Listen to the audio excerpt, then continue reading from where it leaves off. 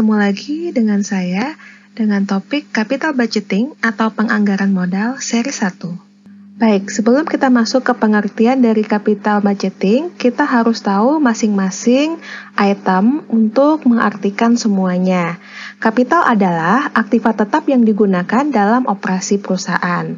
Sementara itu, anggaran adalah rencana yang menjelaskan arus kas keluar dan arus kas masuk yang diprediksi selama periode tertentu pada masa mendatang.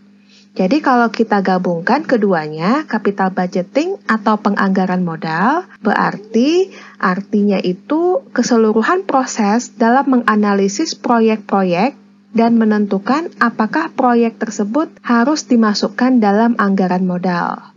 Jadi intinya adalah ketika kita menilai suatu kelayakan proyek, kita harus menentukan apakah di masa yang akan datang proyek tersebut memberikan arus kas masuk yang bisa kita prediksi selama periode tertentu. Berarti untuk capital budgeting itu sendiri, kita dapat menyimpulkan suatu proses pengambilan keputusan jangka panjang terhadap suatu investasi. Suatu investasi di sini adalah berupa proyek atau berupa pembiayaan.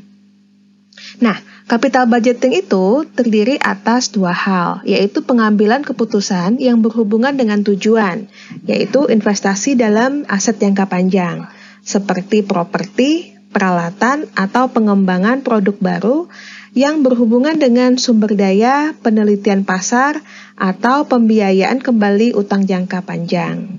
Yang kedua, berhubungan dengan keputusan pertukaran.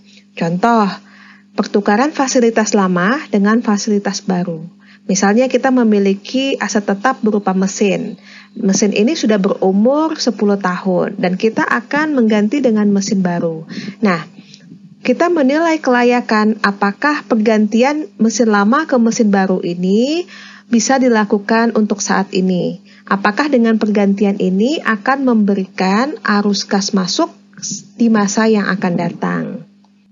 Ada beberapa klasifikasi proyek yang dianalisis. Yang pertama yaitu penggantian untuk mempertahankan bisnis yang ada. Yang kedua, penggantian untuk mengurangi biaya. Yang ketiga, pengembangan produk atau pasar yang ada sekarang. Yang keempat, pengembangan atau produk atau pasar baru. Dan yang terakhir adalah keamanan dan lingkungan. Oke, sekarang kita masuk ke proses penganggaran modal. Nah, untuk proses penganggaran modal, ada beberapa tahapan yang harus kita lakukan. Yang pertama yaitu kita harus bisa memperkirakan arus kas proyek. Baik itu arus kas masuk maupun arus kas keluar. Yang kedua, kita harus bisa menetapkan risiko untuk menentukan tingkat diskonto proyek atau biaya modal proyek. Nah, di sini tingkat diskonto proyek itu biasa disebut dengan project cost of capital. Yang ketiga, kita harus menghitung arus kas diskonto untuk menghitung present value-nya. Karena arus kas diskonto itu akan terjadi di masa yang akan datang, maka kita harus bisa menghitung untuk saat ini. Lalu yang keempat, present value arus kas masuk dibandingkan dengan present value arus kas keluar harus diperhitungkan terlebih dahulu. Yang terakhir, menentukan layak atau tidaknya suatu proyek dari hasil kalkulasi yang kita lakukan untuk proses penganggaran modal. Untuk penganggaran modal itu sendiri, yang pertama kita harus mengetahui berapa investasi awal. Investasi awal ini disebut juga dengan initial outlay. Investasi awal yaitu pengeluaran kas di awal untuk membiayai aset sampai dapat beroperasi. Nah, untuk mendapatkan angka dari investasi awal ini, kita bisa mencarinya dengan biaya dari aset, ditambah dengan biaya instalasi, dikurangi pendapatan dari penjualan aset lama, ditambah atau dikurang dengan pajak dari penjualan aset lama, dan ditambah investasi biaya modal. Nah, ada beberapa perhitungan capital budgeting decision making criteria. Yang pertama ada payback period, lalu ada discounted payback, ada Net Present Value atau NPV, ada Profitability Index, terus Internal Rate of Return, dan terakhir Accounting Rate of Return. Nah, untuk seri 1 ini, kita akan mempelajari 2 yang di atas. Nah, seri berikutnya kita akan mendalami sisa dari Capital Budgeting Decision Making Criteria. Untuk payback period, kita harus bisa mendefinisikan apa itu payback period. Payback period merupakan periode waktu yang diperlukan untuk mengembalikan investasi pada proyek.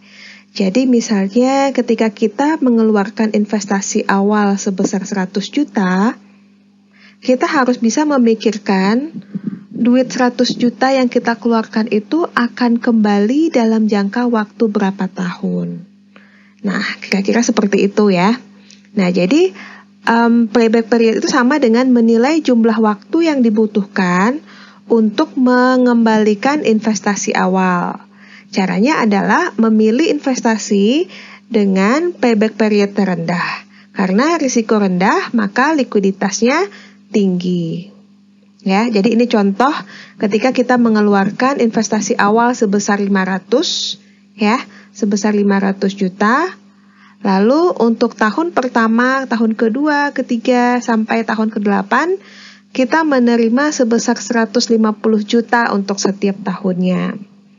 Nah, intinya adalah kapan nih uang kita yang diinvestasikan sebesar 500 juta ini akan kembali. Seperti itu. Nah, kalau kita menghitung payback period ini, maka kelihatan di sini di tahun 0, yaitu pada tahun saat ini ya, sekarang kita mengeluarkan biaya sebesar 500 juta. Maka dia kita berikan tanda negatif, artinya ini adalah initial outlay atau duit yang keluar, arus kas keluar. Nah, terus di tahun pertama sampai di tahun ke-8, itu kita mendapatkan cash flow sebesar 150 juta per tahun. Nah, payback period melihat di tahun keberapakah dana yang kita investasikan, yaitu di sini sebesar 500 juta, dapat kembali. Nah, kalau dari perhitungannya adalah di antara tahun ketiga dan tahun keempat. Lebih dari 3 tahun, tapi kurang dari 4 tahun. Karena kalau 4 tahun, itu pendapatan kita adalah sebesar 600 juta. Kalau misalnya 3 tahun, pendapatan kita baru 450 juta. Sementara, kita telah mengeluarkan sebesar 500 juta. Jadi intinya adalah untuk payback period dari investasi yang kita lakukan itu waktunya lebih dari 3 tahun tapi kurang dari 4 tahun. Jadi untuk payback period kita bisa menyimpulkan untuk mengetahui berapa tahunnya kita harus mengasumsikan arus kas itu akan mengalir setiap tahunnya. Lalu, payback period ini juga berarti suatu kriteria penganggaran modal yang digambarkan sebagai jumlah tahun yang diperlukan untuk mengembalikan investasi kas awal. Nah, untuk lebih detailnya, dari perhitungan kita tadi, kita dapat menentukan sebenarnya berapa tahun sih payback periodnya. Nah, tadi kan kita sudah menemukan jawabannya antara tahun ketiga dan tahun keempat. Untuk mengetahui pastinya, maka kita bisa mencari dengan cara jumlah total tahun ditambah dengan investasi awal dikurangi dengan kumulatif arus kas di akhir tahun, lalu dibagi dengan arus kas masa datang. Jadi, bisa kita cari dengan 3, yaitu jumlah total tahun, tadi kan antara 3 itu ya, dan 4 ditambah dengan 500, dikurangi 450, dibagi dengan 150, sehingga dapat hasilnya 3,33 tahun. Nah, untuk hasil yang didapatkan selama 3,33 tahun, kita pasti ingin mengetahui lebih lanjut. Apakah 3,33 tahun itu bagus? Apakah proyek itu bisa kita terima? Nah, hal yang harus dilakukan oleh perusahaan yaitu membandingkan angka yang telah ditetapkan oleh standar dari perusahaan kita tersebut. Misalnya, untuk project manager menyatakan proyek ini akan diterima selama 5 tahun. Maka, artinya apa? Artinya tingkat pengembalian yang kita dapatkan melalui perhitungan payback period tidak boleh melebihi dari 5 tahun. Kalau misalnya melebihi dari 5 tahun, maka proyek itu tidak menguntungkan untuk perusahaan. Nah, dari contoh soal yang tadi, kita mendapatkan angka 3,33 tahun. Sementara project manager menyatakan proyek itu akan diterima untuk jangka waktu 5 tahun. Berarti 3,33 lebih kecil daripada 5 tahun. Maka perusahaan seharusnya menerima proyek tersebut. Baik, dari perhitungan payback period yang telah kita lakukan, kita dapat menyimpulkan adanya kekurangan dari payback period itu. Yang pertama yaitu pemilihan bersifat subjektif. Artinya di sini hanya project manager yang menentukan untuk jangka waktu 5 tahun. Padahal kita harus mengetahui dasar kenapa itu harus 5 tahun, kenapa tidak 4 tahun atau 6 tahun. Jadi ini hanya berdasarkan penghitungan dari yang dilakukan oleh si manajer. Yang kedua kekurangannya adalah tidak memikirkan nilai waktu dari uang. Ya, time value of money. Kita mengetahui adanya time value of money akibat dari inflasi. Jadi artinya di sini nilai uang pada saat ini tidak akan sama dengan nilai uang yang ada pada masa yang akan datang. Sehingga arus kas masuk 150 juta yang kita terima saat ini dengan 150 juta untuk 8 tahun kemudian nilainya tidak akan sama. Lalu yang ketiga, tidak memikirkan tingkat pengembalian yang diinginkan. Kita hanya memikirkan kapan uang yang telah kita investasikan akan kembali. Padahal di situ ada beberapa unsur seperti tingkat pengembalian. Andai kata kita memiliki uang sebesar 500 juta. Nah, dana 500 juta tersebut, kalau kita investasikan dalam bentuk lain, misalnya dalam bentuk deposito, maka akan memberikan tingkat pengembalian mungkin sebesar 3% selama setahun. Nah, sementara itu untuk proyek ini tidak ada tingkat pengembalian yang kita dapatkan. Kita hanya menerima uang kita kembali dalam jangka waktu 3,33 tahun. Nah, yang terakhir yaitu tidak mempertimbangkan semua bagian dari arus kas. Untuk poin yang terakhir tadi, tidak memperhitungkan semua arus kas proyek, itu dapat diartikan bahwa setelah 4 tahun, setelah 3,33 tahun, kita tidak lagi memperhitungkan arus kas yang masuk, yaitu pada tahun ke-5, 6, 7, dan seterusnya. Nah, proyek ini bisa dibilang tidak menguntungkan. Tetapi jika kita memakai payback period, kita tetap bisa menerima proyek tersebut berdasarkan 4 tahun payback period. Lalu selanjutnya, penghitungan selain payback period, kita juga bisa melakukan discounted payback atau DPB. Nah, discounted payback itu apa sih? Nah, discounted payback itu adalah mendiskontokan arus kas yang ada pada perusahaan berdasarkan tingkat pengembalian atau required rate of return.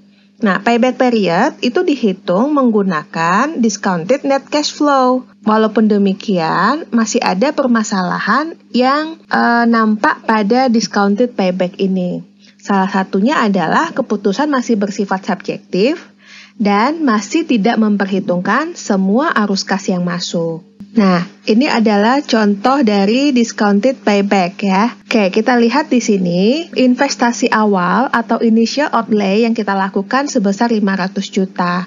Itu ada pada tahun 0 atau pada saat ini. Biasanya investasi awal itu selalu kita buat dalam kurung atau diberikan tanda minus atau negatif. Nah, terus dari tahun pertama sampai tahun kelima, kita akan mendapatkan arus kas masuk sebesar 250 juta setiap tahunnya. Nah, untuk menghitung discounted payback, kita harus mengetahui tingkat pengembalian terlebih dahulu. Di dalam soal, tingkat pengembalian yaitu sebesar 14%. Maka bisa kita hitung pada tahun 0 atau ketika kita mengeluarkan dana sebesar 500 juta untuk investasi, maka present value ya dari discounted payback ini masih 0. Nah, ketika di tahun pertama, ketika kita mendapatkan 250 juta setiap tahun, ini di tahun pertama ya, maka dengan tingkat required rate of return 14%, itu nilainya adalah 219,30.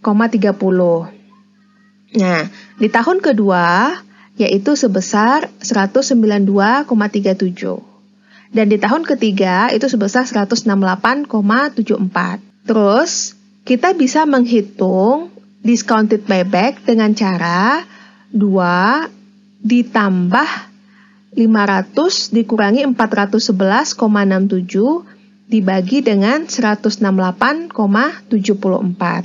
Jadi, kita telah melihat di sini dana yang kita terima sebesar 250 juta pada tahun pertama, kedua, ketiga, itu sebenarnya nilainya adalah yang ada pada tabel present value CIF, ya, yaitu pada tahun pertama 250 juta itu sebenarnya nilainya sebesar 219,30.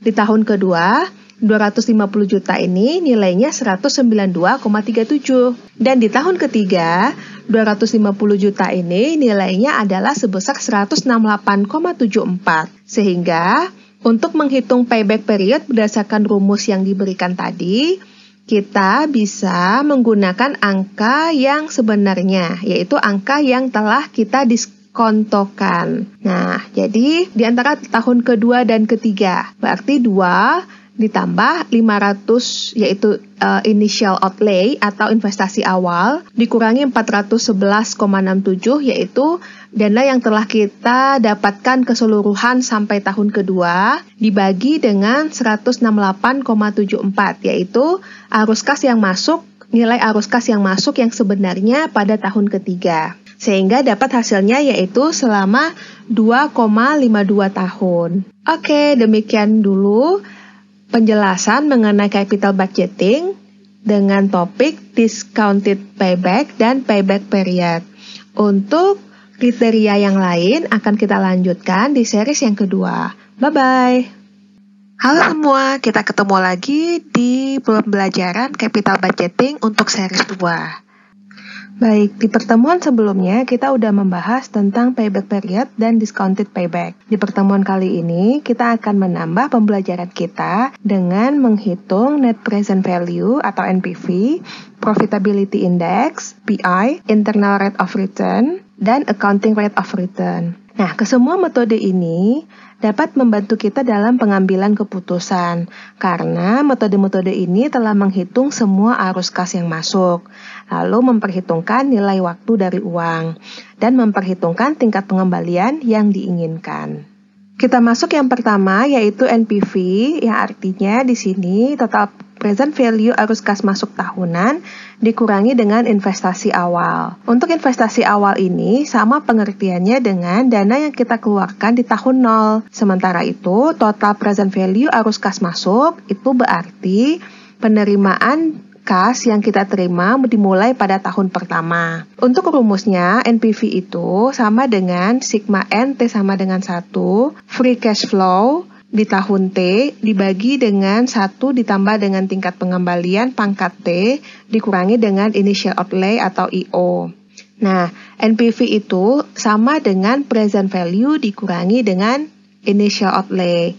Kalau misalnya kita punya kalkulator saintifik atau menggunakan table, itu bisa kita mencari present value-nya dengan annuity dikali dengan PVI VFA. Nah, untuk free cash flow ya, itu adalah arus kas masuk yang dimulai pada tahun pertama. K itu sama dengan tingkat pengembalian atau required return. Sementara itu, T adalah jangka waktu. Nah, dari hasil yang kita dapatkan nanti, keputusan yang bisa diambil apabila NPV-nya bernilai positif, maka proyeknya akan kita terima. Tapi kalau NPV-nya bernilai negatif, maka proyeknya akan kita tolak. Berikut contoh soal untuk NPV. Misalnya diketahui investasi awal itu sebesar $12.950 dan arus kas tahunan $3.000, biaya modal 12%, dan jangka waktu 10 tahun. Nah, maka kita bisa mencari melalui tabel yaitu dengan rumus present value anuitas dikali dengan PVIFA. Maka dapat hasilnya 3.000 dikali dengan 5,6502, itu adalah dalam tabelnya ya. Sehingga dapat hasilnya 16.950. Untuk NPV itu sama dengan present value dikurangi dengan initial outlay. Berarti 16.950 kita kurangi dengan 12.950. Hasilnya 4.000. Maka dari hasil yang kita peroleh yaitu bernilai positif 4.000, maka project akan kita terima. Untuk profitability index atau PI itu sama dengan NPV. Bedanya kalau NPV dikurangi dengan initial outlay, kalau PI dia dibagi dengan initial outlay. Karena tadi hasilnya kita dapat sebesar 16.950, maka kita bagi dengan 12.950. Kalau hasilnya lebih besar daripada 1, maka proyeknya diterima. Kalau PI kecil dari 1, maka ditolak. Nah, ini seperti penjelasan yang saya paparkan sebelumnya ya. Jadi nilai NPV, nilai present value-nya yaitu sebesar 16.950 tadi kan. Nah, investasi awal kita ketahui sebesar 12.950. Kalau NPV 16.950 ini akan kita kurangi dengan 12.950. Tapi kalau untuk profitability index, maka kita bagi. Jadi 16.950 dibagi dengan 12.950. Hasilnya adalah 1,31. Nah, karena hasilnya lebih besar daripada 1, maka untuk proyek yang akan dieksekusi ini kita terima. Oke, kita masuk ke internal rate of return. Nah, IRR ini adalah tingkat pengembalian yang didapatkan dari investasi kita terhadap perusahaan. Karena yang kita cari di sini adalah tingkat pengembalian, maka kita harus menentukan berapa tingkat pengembalian yang kita inginkan. Nanti kita bandingkan dengan tingkat pengembalian yang didapatkan dari proyek tersebut. IRR, tingkat pengembalian yang membuat present value arus kas sama dengan investasi awal, atau investasinya itu sama dengan NPV sama dengan 0. Nah, ini hampir sama dengan formula yield to maturity pada obligasi, di mana YTM atau yield to maturity itu adalah IRR dari suatu obligasi. Untuk rumus dari internal rate of return itu sama dengan free cash flow dibagi dengan 1 ditambah IRR pangkat T atau sama dengan present value atau initial outlay-nya. Jadi kita harus mencari berapa tingkat pengembalian yang didapatkan dari proyek ini.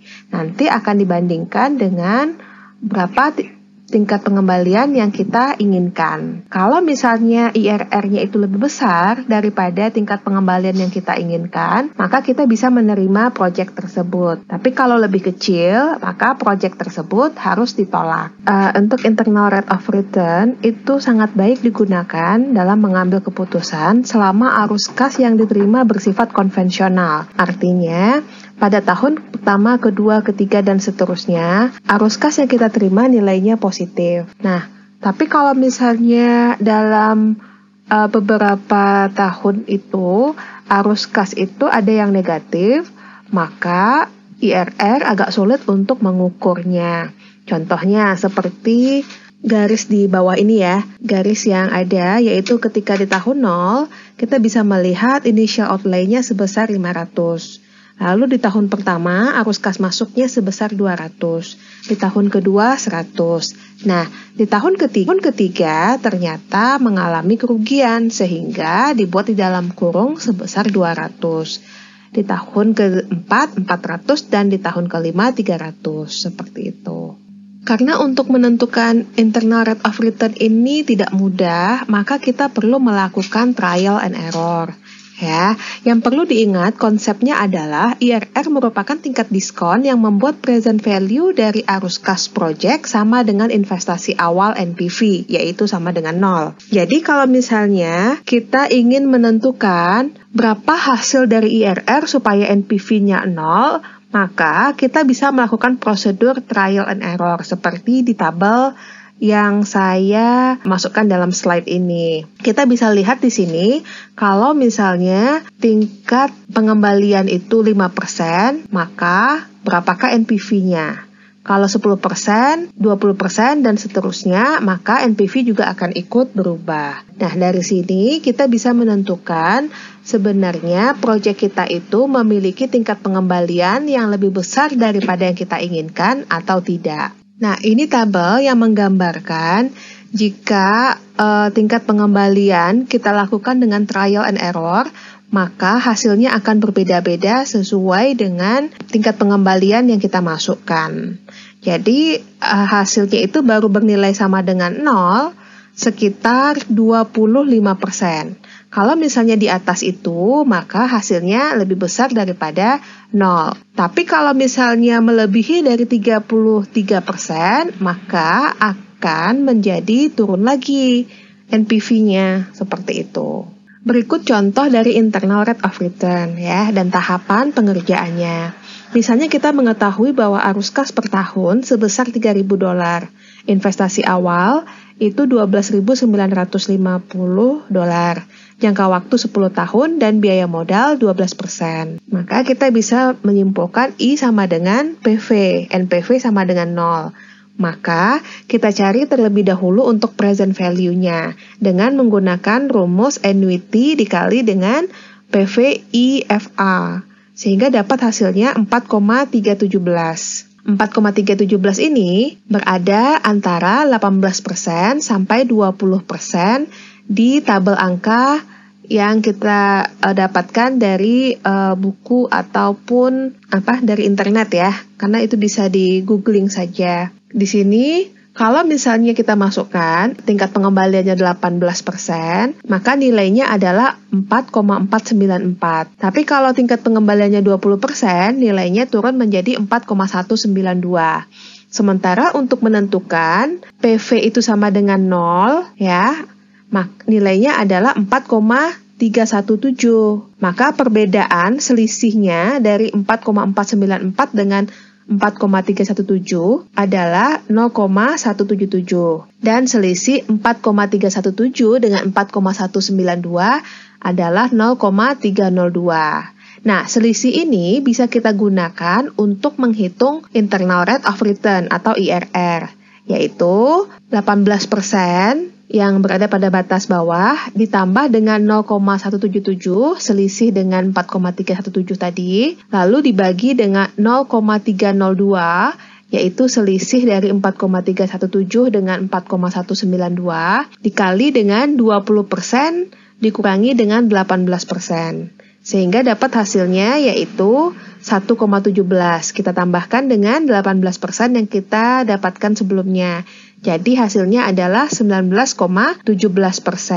Berarti NPV-nya adalah, bukan NPV, maaf. Berarti tingkat pengembaliannya untuk IRR adalah 19,17%. Kita tahu kalau biaya modal kita adalah sebesar 12%. Berarti bisa kita bandingkan antara IRR yang akan kita dapatkan 19,17% dengan biaya modal yaitu 12%. Karena IRR lebih besar daripada biaya modal, maka proyek ini kita terima. Untuk yang terakhir yaitu accounting rate of return, kita akan melihat apa keuntungan dan kelemahan dari metode ini. Nah, keuntungannya, metode ini mudah untuk dimengerti, mudah dihitung, dan mengetahui faktor profit. Nah, kerugiannya sama seperti payback period, tidak menghitung nilai waktu dari uang atau time value of money, dan menggunakan data akuntansi, bukan data arus kas.